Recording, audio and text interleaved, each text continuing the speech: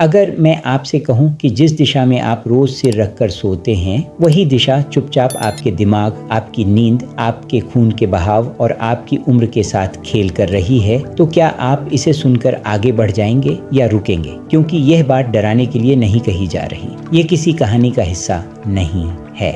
यह उस ज्ञान का हिस्सा है जिसे आप बचपन से सुनते आए हैं, लेकिन कभी गंभीरता से परखने की ज़रूरत ही नहीं समझी। और आज वही बात बिना सजावट, बिना बढ़ा चढ़ाकर, सिर्फ वास्तविक आधार पर आपके सामने रखी जा रही है। बचपन में जब कभी हम गलती से उत्तर दिशा की ओर सिर रखकर लेट जाते थे तो घर का कोई ना कोई बड़ा तुरंत टोक देता था, ऐसे मत सो, उत्तर की ओर सिर मत रखना। कभी कारण बताया जाता कि बुरे सपने आते हैं, कभी कहा जाता कि बेचैनी होती है, कभी डर दिखाया जाता कि ऐसा करना ठीक नहीं, और हम बच्चे थे, डर गए, बात वहीं खत्म हो गई। लेकिन क्या आपने कभी यह पूछा कि आखिर ये चेतावनी आई कहाँ से? क्या हजारों साल पहले रहने वाले लोग यूं ही एक ही बात पीढ़ी दर पीढ़ी दोहराते रहे? क्या पूरी एक सभ्यता बिना कारण के किसी दिशा को लेकर इतनी सावधान हो सकती है? अगर यह सिर्फ डर होता तो समय के साथ मिट जाता, अगर यह सिर्फ कहानी होती तो जगह जगह बदल जाती। लेकिन ये चेतावनी भारत के लगभग हर हिस्से में एक जैसी मिलती है। शब्द बदल सकते हैं, कारण बदल सकते हैं, पर निषेध वही रहता है। अब यहाँ से बात गंभीर हो जाती है। हमारे पूर्वज जिस समय यह नियम बना रहे थे, उस समय न तो आधुनिक मशीनें थीं, न प्रयोगशालाएं, न मापने के उपकरण। फिर भी उन्होंने मानव शरीर, प्रकृति और दिशा के बीच एक ऐसा संबंध खोज लिया जिसे आज का विज्ञान अलग शब्दों में समझाने की कोशिश कर रहा है। सबसे पहले एक बहुत साधारण सवाल समझिए, इंसान आखिर सोता क्यों है?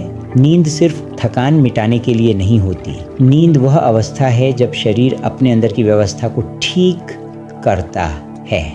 दिमाग दिन भर की गतिविधियों को समेटता है, खून का बहाव एक विशेष लय में चलता है, शरीर बाहर की दुनिया से कटकर अंदर की दुनिया में प्रवेश करता है। अब सोचिए, जब शरीर इतना संवेदनशील होता है तब क्या उसकी दिशा मायने नहीं?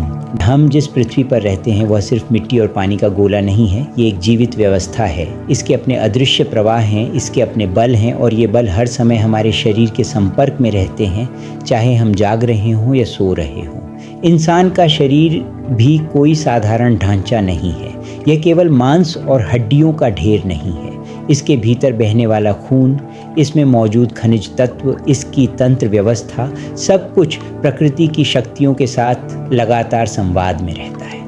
अब जरा उस दिशा को समझिए जिसे उत्तर कहा जाता है। उत्तर दिशा को हमेशा से स्थिरता, ध्रुव और केंद्र से जोड़ा गया है।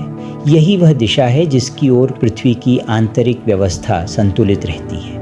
यही वह दिशा है जिसके साथ पृथ्वी का एक अदृश्य प्रवाह जुड़ा हुआ है। हमारे पूर्वजों ने इसे कभी डर की भाषा में नहीं समझाया, उन्होंने इसे जीवन की भाषा में समझा। उनके लिए दिशा शुभ या अशुभ नहीं थी, उनके लिए दिशा अनुकूल या प्रतिकूल थी। उत्तर दिशा को उन्होंने शक्तिशाली माना, इतनी शक्तिशाली कि सामान्य शरीर उस प्रभाव को सहज रूप से सहन नहीं कर पाता। इसीलिए उन्होंने एक बहुत सूक्ष्म भेद किया। ध्यान में बैठना अलग बात है, सो जाना अलग बात है, मृत्यु की तैयारी अलग बात है, विश्राम अलग बात है। हर अवस्था में शरीर की ज़रूरत अलग होती है। जब आप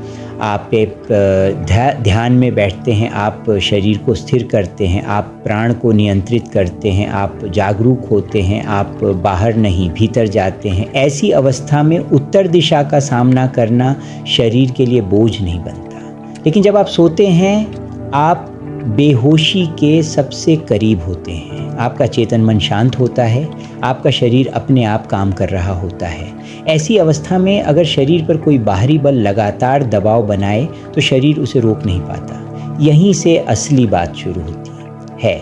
हमारे ग्रंथों में मृत्यु को भी एक दिशा से जोड़ा गया है। श्मशान, मौन, उत्तर, ये सब संयोग नहीं है।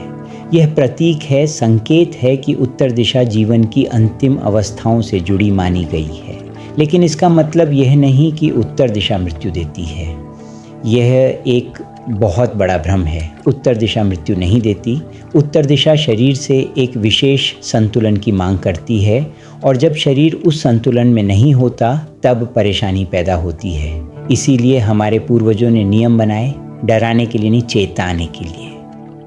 अब एक और बहुत ज़रूरी बात समझिए, उन्होंने कभी यह नहीं कहा कि अगर गलती से उत्तर की ओर सिर रख लिया तो मृत्यु हो जाएगी। उन्होंने यह भी नहीं कहा कि यह कोई अभिशाप है।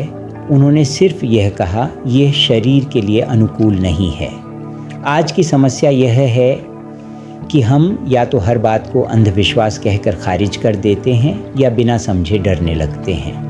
बीच का रास्ता हमने खो दिया है और यही वजह है कि आज यह विषय फिर से समझे जाने की ज़रूरत है, डर के बिना लेकिन आंखें खोलकर। आपने कभी गौर किया है कि कुछ लोगों को सोते समय सिर भारी लगता है, कुछ को अजीब बेचैनी होती है, कुछ को बिना कारण नींद टूट जाती है, कुछ को ऐसे सपने आते हैं जो थका देते हैं। इन सब का कारण एक नहीं होता, लेकिन दिशा उनमें से एक कारण हो सकती है। हर किसी के लिए नहीं, पर बहुतों के लिए। हमारे पूर्वज किसी एक व्यक्ति के अनुभव पर नियम नहीं बनाते थे, वे पीढ़ियों के अनुभव से नियम बनाते थे।